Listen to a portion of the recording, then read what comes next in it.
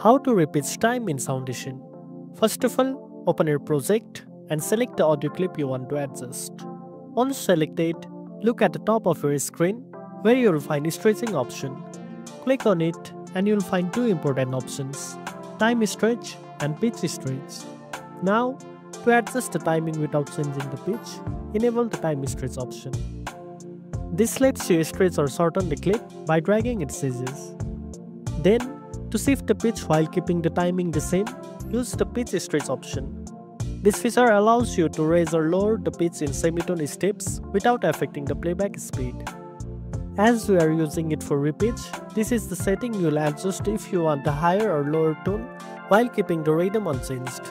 You can also combine both options, time stretch and pitch stretch, if you are working on remixes or want to get creative with your sound design.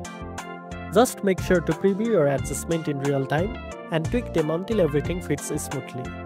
And that's it. Now you know how to repitch time in Soundation.